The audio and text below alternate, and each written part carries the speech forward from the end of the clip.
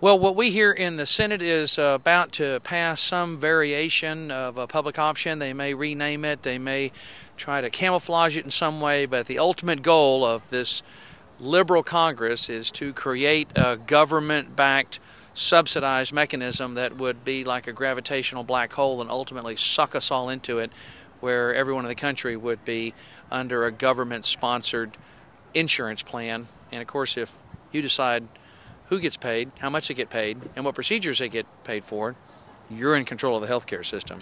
So it's coming up in the Senate first, and we don't know what it's going to be labeled as, but it will be ultimately their goal is to jam through some sort of a public option, government-run healthcare. No, the pattern of the liberal leadership of the House is to exclude everyone except a very small group of Democrats. It's been unfortunate that they have not made the Congress transparent as promised. I'm a big believer in transparency and using social media and these wonderful tools that the internet makes available to all of us now. They can't hide in smoke-filled rooms anymore like they used to. It's why I am so passionate about Quick and Twitter and Facebook and using social media. It's Thomas Jefferson's my hero, and he always said that all abuses should be tried at the bar of public opinion. And we can truly do that today and have real-time democracy in a way that was not even possible 10 years ago. So, no, she's not reached out to Republicans. The Speaker's not reached out to the public. They've done all this in secret.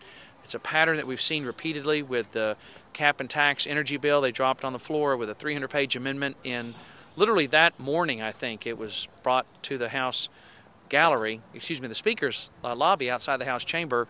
There was a 300-page amendment that nobody had read, that they were amending as the debate took place and essentially bringing people in and saying, what do you want? Like they got Marcy Kaptur of Ohio to vote for the bill by sending another $1 billion of our children's money to Ohio, and they got her vote for it. So very opaque, very secretive.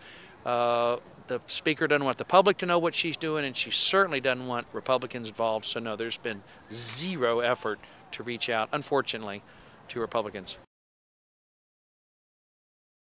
That's just camouflage. That's just another effort for the chameleon to change its color. A lizard can either turn green when it's on the grass or brown like a bark of a tree, and all they're doing is she's just renaming it to try to camouflage it, to fool us. You know, the constant effort, it seems to me, of this liberal leadership of Congress is how can we fool them today?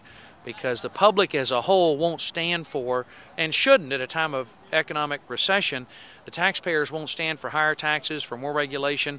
And from my perspective as a Texan, I just want the government out of my pocket, off my back, out of my way, and leave me alone and let Texans run Texas, and we'll do just fine. And this liberal Congress is moving the other way, so that they have to hide it from us. They rename it to hide it and try to confuse us, but thanks to social media, we're not fooled.